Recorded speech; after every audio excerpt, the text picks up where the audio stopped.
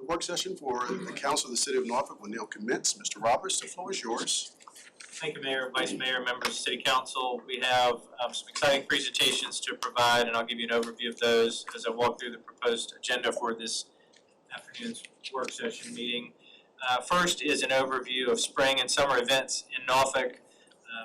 Deputy City Manager LaVoris Pace will kick that off with a number of speakers representing arts, entertainment, and culture. That will be followed by summer youth programming, and that's a presentation by our Director of Parks and Recreation, Ms. Lakita Frazier. Following that, I believe we have a couple of items that require consideration of a closed session motion. So without objections or amendments, I would like to call up DCM Pace to give us an overview of the presentation. Thanks, Mr. Roberts. Mayor, Vice Mayor, members of City Council, good afternoon. And without further ado, here are some highlights from a taste of spring and summer in Norfolk. First up is Teberuti Festivals. Well, thank you all very much, and thank you, Deputy City Manager Pace, for always gluing us together. We're off to a great start at Fest events, especially at Town Point Park. We kick off at the downtown Norfolk waterfront. We actually, 2 weeks ago, was the Spring Virginia Wine Festival. It was terrific, even though we wrestled with some bad weather. All of us, I think, in the industry, we love the smartphones, but we don't like when you look at a smartphone on a Monday morning and it says 80% chance of rain, even though it just means 80% chance somewhere, and it could even just be 1/10 of an inch. So we did wrestle with that all week in Wine Festival, but it turned out great. We probably had about 12,000 people over the 2 days. We got to extend our Crab Norfolk promotion, did a public voting for that, which was great. This past weekend was our annual Bayou Festival, the best of Louisiana here in Norfolk, also terrific. Finally heated up. I hate that we sort of skipped spring a little bit here in Hampton Roads, but finally heated up in a good weekend there. Closer to 12,000 people there for Bayou, so all good. But here's how spring and summer is shaping up for us. Deputy City Manager Pace is going to actually take a piece of the mega event that's coming up here in June that we've all had a hand in with the Juneteenth Norfolk celebration, June 19th through 21st. The Sail 250 celebration, which is the Norfolk hosting all of the international ships, will be the 19th through 23rd. And where that gets a little bit confusing is the ships themselves actually come a little bit prior to the event weekend. They're going to do some exercises together, especially the gray hulls. Think of it like a battleship or a frigate. They're going to do exercises together leading up to the big weekend. And then the world will be here until the 23rd. And then it gets a little bit squeezed out. I know personally, Deputy City Manager Pace and I, we spent a lot of time on Juneteenth. We've all spent a lot of time trying to get the city ready for the world to come visit. And then Harbor Fest gets a little bit squeezed out. But it's actually the 50th anniversary of Harbor Fest. So think of old Norfolk when this was all kind of rats and rumble and a little festival took place with a group of volunteers. But some great entertainment's coming. In addition to Friday night that LaVoris will speak on, bands like Fitz and the Tantrums, J.J. Gray, even some local favorites. Like think of a band like the Fuzz Band. Maybe even an old favorite we'll bring back that was really popular in Virginia. They're called Last Bison. So a lot of good stuff here just in the next few weeks. Ocean View actually kicks off this Sunday. Our big band's on the bay out in Ocean View Beach Park. Thanks to Councilman McGee, Councilman Schmiegel, they've helped kind of direct us in another great lineup. This year is a little bit different than last year, which I really do think helps out the city departments. 4th of July happened at the same time in Ocean View and downtown last year. This year in 26, we'll go back to having a Friday fireworks show out in Ocean View, and we'll have a downtown fireworks show on the 4th itself. So huge weekend for 4th of July, kicks everything off.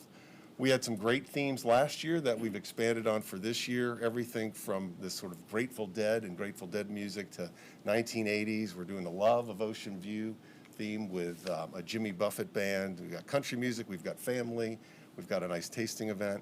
And then Councilman Schmiegel had actually encouraged us and directed us to do something on Labor Day last year, and it was fantastic. It was as big, if not bigger, than 4th of July. Great music, lots of fun, and then we did a 4th of July fireworks show on Labor Day weekend. This year it falls on Saturday, September 5th. So a nice lineup and a lot of fireworks in downtown Norfolk this year, or in Norfolk as a city. Again, Friday night, Juneteenth will have fireworks. Saturday, Harbor Fest will have fireworks. And Ocean View has 2 fireworks shows planned.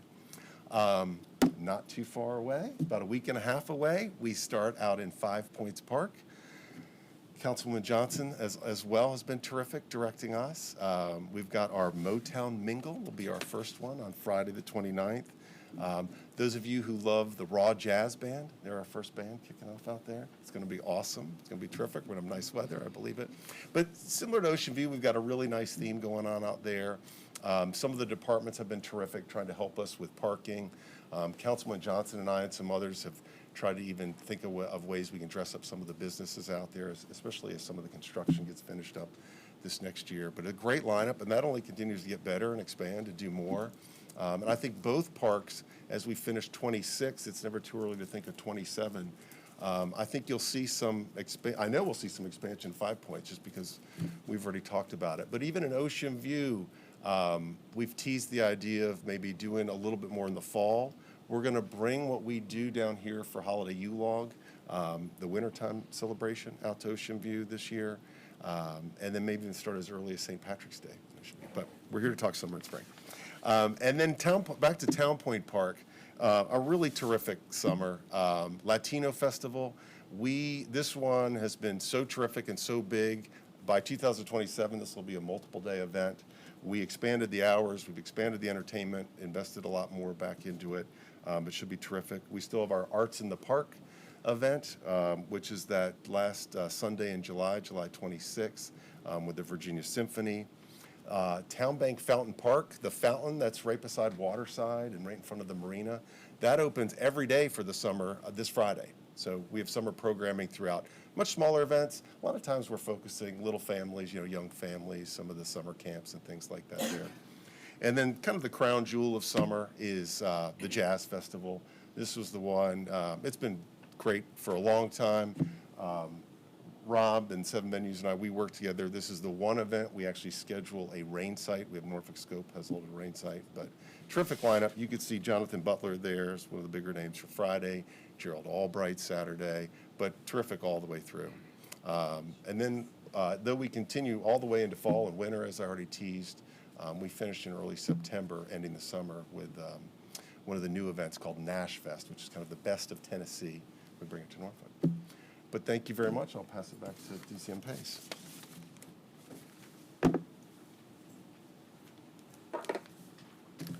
Juneteenth, celebrating freedom, resiliency, and legacy. Community forums. We've started to have community forums with the goal of exploring our shared history while identifying future opportunities for celebrating and planning Juneteenth in Norfolk. We are hosting our in-person forum on June 2nd at Addicts Theater. Grant awards are in full remission. We are actually making awards to organizations that have applied for them, and we've already started making the call so that they can host their events and we can promote those events as you all intended with the funding that you gave us to make sure that we have citywide celebrations for Juneteenth and Sale 250 throughout the city. Our opening ceremony is currently being planned. Juneteenth Walk in History is a partnership with New Journal and Guide, self-guided walking tour highlighting African-American history. Our Radio Juneteenth, in partnership with WNSB, our musical, cultural, and historical programming broadcasts throughout Town Point Park. Juneteenth Remembers, our video shorts, sharing African-American stories at the Discovery Deck at Nauticus. The Discovery Deck actually will host performances, presentations, and interactive learning space for our children. History Alive, opportunities for roving actors and interpreters to do small group performances throughout the entire site. Vendors and concessionaire market, main stage performances. As you know, we've been talking about this, and I've been going around trying to do media alerts relative to it, but we will have a slew of entertainment, but the highlight for the entertainment of the evening on Friday is Sister Sledge and also Patti LaBelle.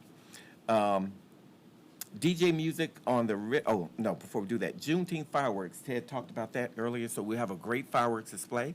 And to enable people to be able to exit Town Point Park freely, we're going to have what we are calling Dancing on the River. We'll have a DJ that's playing music, so people that want to stay a little longer and dance the night away, they can do that also. Again, all these events are free and open to the public. Next up is Stephen Kirkland. Thank you. Well, good afternoon, Mr. Mayor, members of council, Mr. Manager. Obviously, we're excited about and preparing for this big week in June. I wanted to share just a few other things that we're doing, though, to give you some context of kind of spring and summer. I'm used to being up here talking about holiday lights, so this is fun for me. We just had another terrific yoga on the battleship, which sounds a little silly, but honestly, it's a way for us to introduce the battleship to people that might not normally come for a history tour. So about a week ago, we had 250 yoga enthusiasts on the not yogurt enthusiasts, but yoga enthusiasts on the battleship. Just on Sunday, this past Sunday, we had nearly 2,000 people come to our second annual Maritime Careers Fair. This is important for us. This is a special one. It really is our attempt to introduce the community to real jobs on the waterfront. So we had the Port of Virginia there, we had NOAA there, we had ODU there, we had Land Shipyard there, Crofton Diving, the Navy, and on and on and on. It is a great celebration that happened just this past Sunday, and we're really, really proud of that. That sort of gets into the education component of what we do. Moving forward, on June the 13th, we have our, I guess it's probably our fourth annual now, Fins on the Fantail. This is a fun one, y'all. It is really a great celebration, a kickoff to summer, a great band, food and beverage and all of that. But honestly, about the best sunset you're going to find in Norfolk. And so we make good use of that fantail, not just over the winter holiday time, but in the summer as well. This is just a really great celebration and a kickoff to summer for us. Of course, like many organizations, similar organizations to Nauticus, we're looking to host about 300 kids for our summer camp over the course of the summer. This is fun. It's exciting. It's unusual. You know, we're getting these kids on sailboats out in the river. They are participating in classes. They are on the schooner Virginia. And for the first time ever this summer, we're doing something different. On the Friday night, so the last night for these kids, they'll have an opportunity to sleep on the battleship, which is brand new for us. We're excited about that. So our summer camp is really a staple. And then, of course, I'd be remiss if I didn't bring up cruises. As you all know, we're hosting these carnival ships every single weekend. That's going really, really well. Tomorrow, we're welcoming the Holland America Volendam for a port call. So we'll have about 1,500 guests get off tomorrow morning. This Cruise Norfolk Market Day is our attempt to really roll out the red carpet for these guests. We've been doing them, as you know, or hope you know, over the spring. They're going really well. They're local artists, local merchants. A lot of folks from Selden come out and participate, and it's just a way to introduce these cruise ship passengers to all that we do in Norfolk. And for the first time ever, on May the 30th, we're hosting a sail-away party. Whole different thing. This is, we're partnering with Waterside to connect the community with what I think is one of the greatest views in Norfolk, which is being there at Waterside as that ship turns around, those carnival ships turn around. You all know this, you feel like you could walk to Portsmouth. And so that's a way for our local community to come down, say goodbye to the ship, get them pumped up about what we're doing. The captain will blow his horn, and that'll be great fun. Last but not least, I just wanted to give you a snapshot of our cruise ship schedule. By far, last year was the best cruise ship season we'd ever had, with 340,000 passengers. We are set to exceed that this year by another 10,000, but please keep your eyes on next year. It's going to be a huge year for us, nearly 500,000 cruise ship passengers. If I had said to you even 5 years ago that we're going to have 500,000 cruise ship passengers next year, you would have laughed me out of the room. That's happening next year, and the growth that we're seeing, importantly for us, is a community are on these port calls, so Norwegian Cruise Lines coming in next year and others. So that's what we're doing down at our end of the street.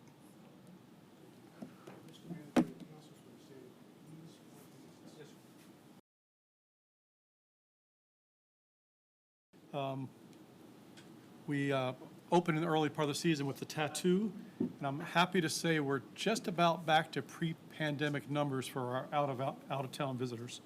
This year we welcomed 125 tour buses. So I know many of you were downtown for the flag raising and opening night. And it's great to see Scope circled by buses 2 deep. We had ticket buyers from 43 states, as it says on here, 8 countries.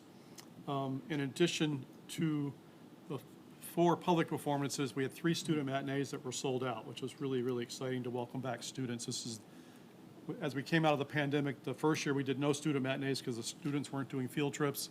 The second year we added 1 student matinee, then we went to 2, and we're back to 3, which is pretty much the most we can do because of the rehearsal schedule. In the early part of the festival, a couple of other really exciting events. We welcome Dance Theater Harlem. We have a long-term partnership with them. It's a week-long residency, and we helped to resurrect their production of Firebird with the Virginia Symphony in the Pit. We did 3 public performances and 1 student matinee. And I know many of you were at the public performances, but I would invite you at some point to come to one of the student matinees. There's nothing more exciting than seeing 2,000 young people in Chrysler Hall on a Thursday morning, many of them experiencing the arts, something this caliber for the first time. And then just last weekend, we were in the Attucks Theater celebrating the 100th anniversary of Miles Davis and John Coltrane to a sold-out audience. This is our continued partnership with Jazz at Lincoln Center. We had what we call the Attucks All-Star Jazz Orchestra, where we're pulling together a jazz orchestra from around the country. The youngest member of the band was a 20-year-old sophomore at Juilliard, and the oldest member was a 70-year-old member of Jazz at Lincoln Center Orchestra. So it's, as you know, it's a great intimate venue for jazz and the history of that building presenting jazz.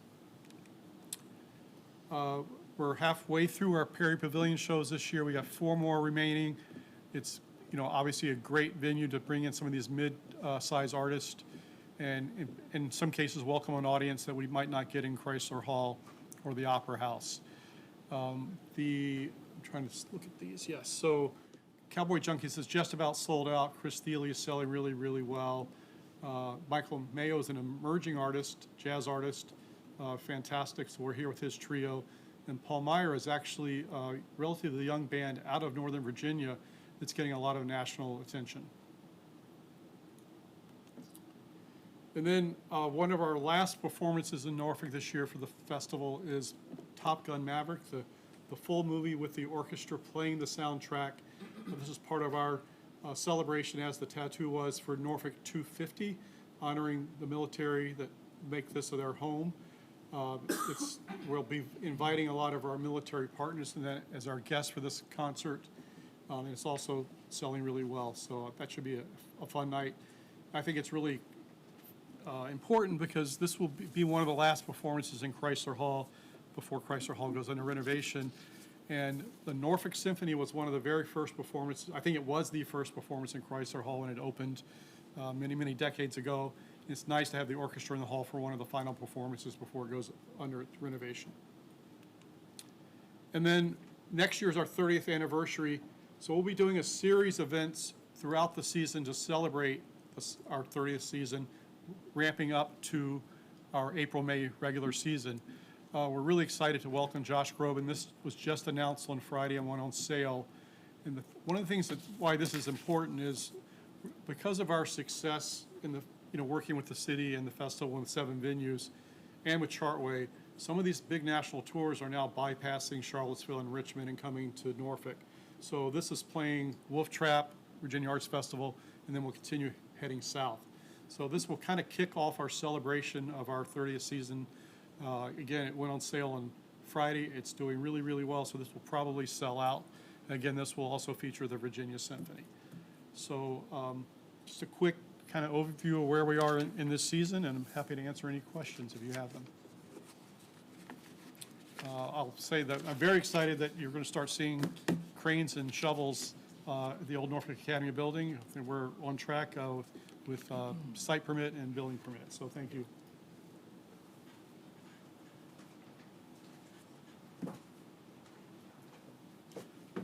Thanks, Rob. To bring a close to our presentation, we will have Rob Henson from 7 Venues. Thank you, DCM Pace, Mayor, City Manager, City Council. Good afternoon. Before we get into this, just wanted to remind everybody, this past Saturday, we hosted Top Rank Boxing. Keyshawn and all of his brothers won their bouts, so we were very proud of that. And also Sunday, we ended a 3-week run of Lion King, total of 23 performances, 40,000 attendees. So it ended on a very successful note. Coming up this weekend, this has been going like this for the last 3 or 4 months. We have Patriotic Festival. We have Friday night, Zach Top, Saturday, Brooks and Dunn, and Sunday night, Red Clay Strays. Looking for a really good Patriotic Festival. Oh, hang on, we got something. There we go. May 29th, we're hosting Josh Gates Live. Some of you may be aware of him. Tales of Legends, Mysteries, and Tales of Adventure. That's at the Opera House. It's currently selling very well. John Mulaney's coming back for his third round through Norfolk. He'll be here May 31st at Chrysler Hall on his new tour, Mr. Whatever. And tickets are selling very well for that. June 4th through 7, Ringling Brothers and Barnum Bailey will be in town. So if you haven't already, spread the word, bring your families. It's a really, really good show. August 10th, WWE Monday Night Raw. This will be a televised event. We always sell this one out, so tickets are going fast. So please grab them while they're available. And to cap it off, September 5th, we're hosting Cousins Festival again. Ticket sales are very brisk, and we're currently tracking at this point to sell it out. So we're very happy with the success of this. I think that's it. Thank you. I'll turn it back over. Mr. Pace?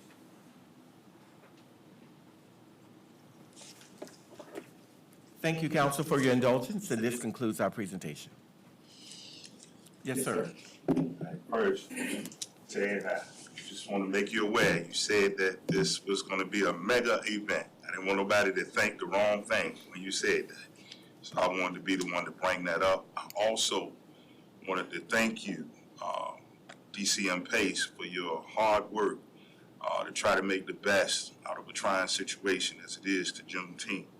The fact that we have grants for our citizens to celebrate Juneteenth in places all over our city to make sure they honor their heritage the way that they would like, and the fact that you guys listened and tried to appease as many of the citizens as possible. These are the type of efforts that I ask for, as we all remember that we're here because of the citizens of the city. So I just thank you for your hard work. That's what I wanted to say. Thank you, sir. Mr. Mayor? Yes. If I may. DCM Pace, I want to thank you and the committee, Juneteenth, as well as SIL 2000. But I would also like to thank my co-partner for us leading the Juneteenth efforts. It was very important that we listen to the city, and that is where the city committed to providing grant opportunities for every community in this city. So thank you to the City Council for allowing my co-chair, Mr. Councilman Jeremy McGee, as we move forward with our Juneteenth celebration. Thank you so very much. Thank you. Mr. Clinton, we're going to pause again. Oh, okay, I'll make it real quick. Y'all know I appreciate you all, the arts and culture and the vibrancy and all the work that you all are doing. We can see the work that's happening there, so I just want to say kudos, continue to do great work. Thank you. Good. Council will stand at ease.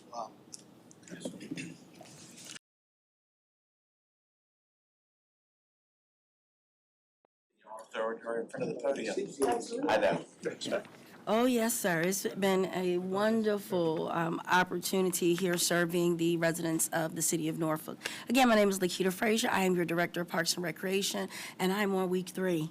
And it's been a great 3 weeks here. Today, I will be sharing with you an overview of what you have happening all around the city for recreation, parks, and wellness. It's getting hot. I don't know about you. I'm really excited about the pools opening up. And you see here we have our summer plunge program that is held at the Southside Aquatics facility that will be kicking off on June 9th and on Tuesdays and Thursdays. This is a very important program because it focuses on water safety. In a community like ours just surrounded by water, it is extremely important that we are constantly training our young people how to be comfortable in the water, and we have a program with many partners, as you see here, that focuses on water safety. In addition, the pools are opening this weekend. Huntersville, Southside Aquatics, and Northside Chesterfield. We are looking forward to welcoming our residents back into the coolness of our aquatics facility. I'm truly impressed with our facilities. Our staff and team are working diligently. Here you'll see our lifeguards. They've been working all week, the last 2 weeks actually, training individuals to be prepared to man our beaches. We will have our lifeguards at Community Beach and at Ocean View Beach Monday through Sunday. And at Sarah Constance Beach, that is a beach that does not have lifeguards on site, but welcomes families to come out and to share in the beautiful facilities there. In addition, our splash pads are prepared to be opening up. They will be running at Norview and Shoup Park starting this Saturday, May 23rd through Monday, September 7th. Our recreation centers all throughout the city are opening up as well from 8 a.m. to 8:30, and we are excited to have them open Monday through Saturday for the most part. And you see, you can go to these facilities and participate in the community rooms. We also have new equipment in some of our game rooms, and we've been working really hard with General Services to prepare our facilities for the summer. Our camps are full. I just want to let everyone know we are excited, but they are full. And we are truly looking forward to welcoming our parents and our children for various activities from arts and crafts to field trips, games, and summer programs we know offer parents that opportunity for affordable child care in our facilities by our trained staff. Our youth sports camps are kicking off as well. We have everything from 7-on-7 flag football, and we're also partnering with the Boys and Girls Clubs to offer soccer camps, lacrosse camps, as well as girls basketball. We will have our youth summer teen tennis camps as well kicking off. What else are we doing to stay fit and keeping our people involved and active? As you see here is our boxing center schedule. As we heard over this past weekend, we had 3 of the brothers, and they actually came from our programs. So we're truly excited about continuing to expand not only our Warrior Fit, but we have special events and competitions that are happening locally and away. Our therapeutic recreation program is one of the best programs in this region, where we are supporting our individuals that need special accommodations, whether short or long term. Kathy and their team are doing some impressive work. If you get an opportunity to go to the therapeutic recreation facility, not only do you meet some of the most special employees that we have here that work with our population. You also meet parents and caregivers. I actually attended a Miracles in Art just last week, and you will be so impressed with our residents. Our Emerging Leaders program, this program is a phenomenal program, and I'm very proud of the staff. Ashley Jones and the team kicked us off on yesterday with our executive internship program and the Norfolk Emerging Leaders. This program has currently 118 students that were selected and 11 executive interns. Then we have our Norfolk Athletics summer schedule with our youth, our Mayor's Cup track and field event, our Nike RBI baseball and softball, as well as an adult pickleball tournament in June and July. And we are welcoming back our Nighthawks program along with a skateboard competition. And I don't have to go over this one. We talked about this earlier. I went over there, Councilman Johnson, a beautiful facility, and we are excited to continue partnering as we get through this summer and work closely with the local church to assist us with the parking. But we are excited about the summer here in the city of Norfolk, and I stand ready for any questions that you may have. Any questions? Yes, Ms. Johnson. Ms. Frazier, I just want to say welcome to the city of Norfolk. So far, you're everything that they said that you were and that you were gonna bring to the city of Norfolk. And I'm sure that you will be with us for a long time. So, but thank you.